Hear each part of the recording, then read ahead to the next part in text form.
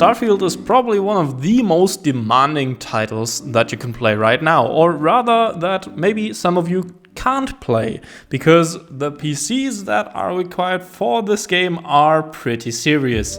And this is why I want to talk to you about what systems I would recommend to play that game fluently at any resolution between 1080p and 4K, starting at about $900 up to about $2,000. Obviously, you can play the game with lower end hardware as well. Even a 1650 will be able to play the game, although you have to consider lowering a lot of the settings much further down than, for example, with this system.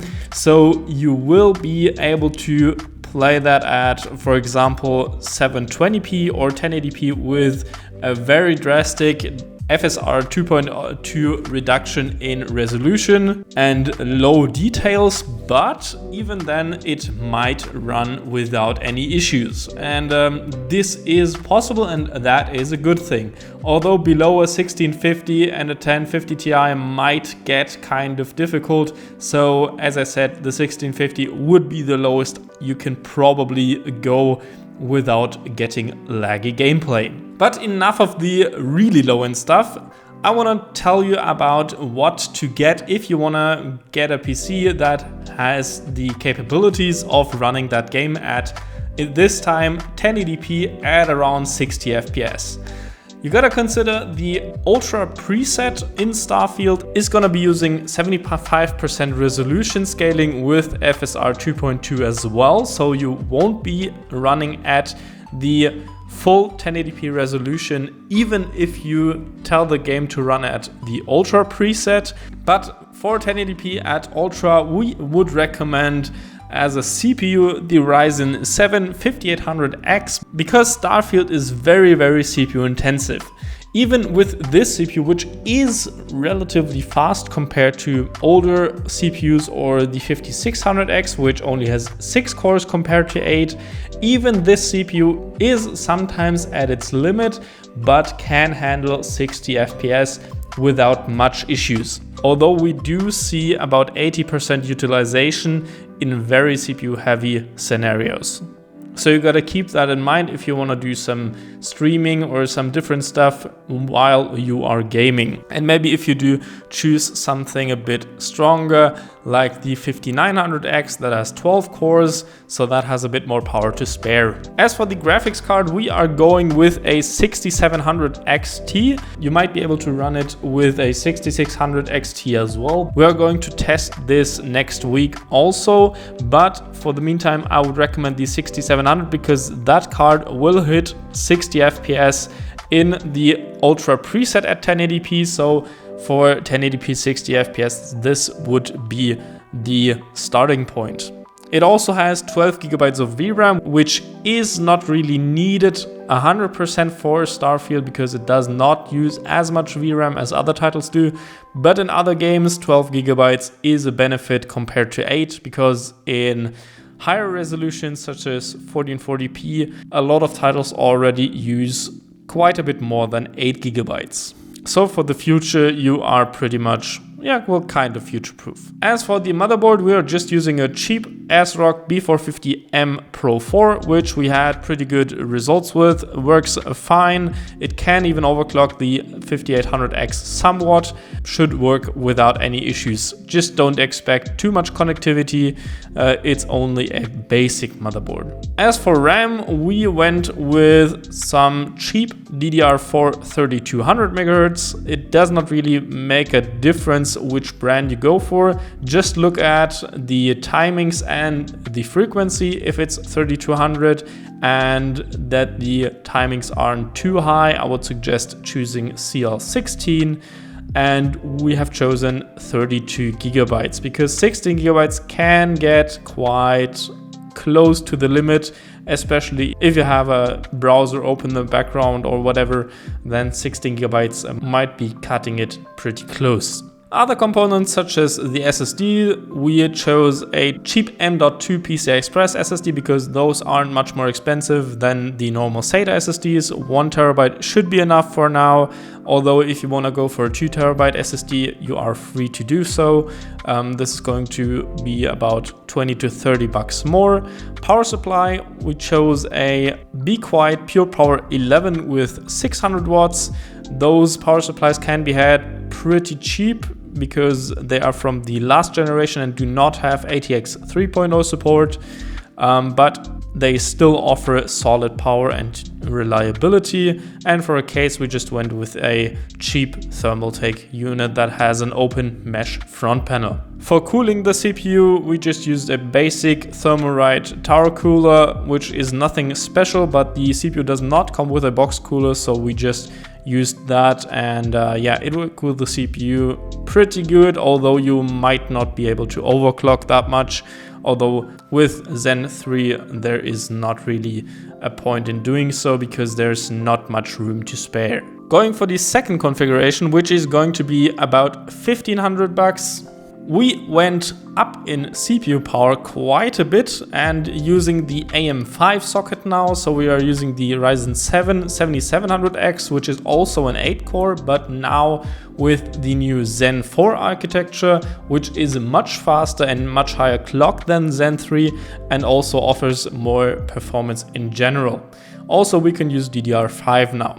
Obviously, the same thing goes for this CPU as well. If you want more performance, for example, if you're doing streaming as well or something, then you might be choosing the 7900X with 12 cores, although that CPU is much more expensive. But the 7700X should be able to handle even 80 or 90 FPS without going into the CPU limit and should be plenty for Starfield. The graphics card, we also chose a different unit here because 1440p 60 FPS was our goal here, and there the 4070 is a good alternative, although you could also go for the 7900 from AMD, which is almost the same price, maybe a bit more expensive. Alternatively, the 6900 XT, which is about the same price. Although you might want to look into the 7800 XT, which is going to be coming soon as well. And that is also going to be a good option if you want a 1440p 60 FPS card. Especially because those cards have a lot more VRAM than the Nvidia counterparts, which might be better in the future because games are using more and more VRAM the newer we go. As for other components, we are just using an ASRock B650 live mixer motherboard. On B650, the motherboards do not make that huge of a difference. Even the cheapest ones have pretty decent VRMs. It just depends on connectivity, what you want out of your board, what you need. Maybe you need 5 gigabit LAN, then obviously you need to select a different model. Or if you want to have some other specific features, and yeah, we just chose this one because it's a mid-range board that offers everything you want, but nothing you don't really need. Continuing our theme with some stuff you don't really need, but you might want, is 32 gigabytes of DDR5 5600, so it's a bit faster than the 4800 or so megahertz RAM. Although this does not make much of a difference in price, we just chose that because the price almost was the same as the 4800 megahertz stuff, so just choose this. Just look into the timings that they're not too high, and yeah, we went for a team group kit. As I said, again, the brand does not really matter here. If you want to go for RGB RAM or something, obviously feel free to do so. The SSD we chose was a Samsung 970 Evo Plus. Those SSDs are, although now a bit older, can be had very cheaply. They are very reliable, and in 2 terabyte form they cost only about 90 bucks. So you have 2 terabytes there, which will be enough for plenty of games, and yeah, they are pretty fast as well. I don't see a point in going for a PCI Express 4.0 SSDs, so because in the real world the difference is not really noticeable. With the CPU cooler, we went this time for a bigger unit, a Thermalright Peerless Assassin, which is a dual tower heatsink for only $40, which should be plenty to cool that CPU and even overclock a bit. These 7700Xs can hit 5 GHz if you are into CPU tweaking, so you may be able to overclock it a bit and get some more performance out of it if you need or want it. So that cooler should be able to handle that as well. The power supply we chose here is a Corsair RM750X unit. Make sure if you choose a Corsair unit that it is the most recent one, because their naming schemes are kind of difficult, or rather misleading, because they just choose the same naming scheme and most shops just list a year of that model behind that.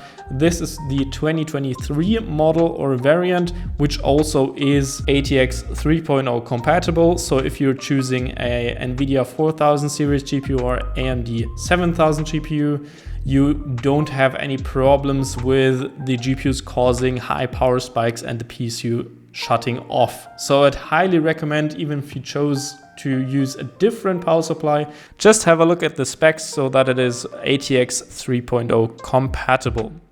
The last thing, the case, we chose a bit more expensive one here because, well, the PC also is a bit more expensive. We chose the Fractal Design Pop Air.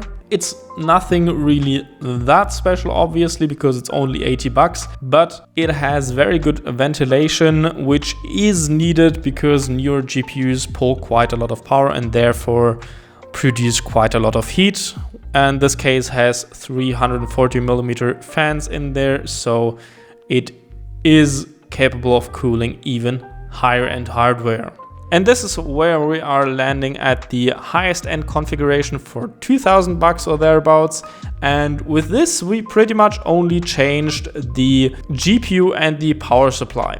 We went for a 7900 XTX, which is the card that is going to handle Starfield at 4K and 60 FPS.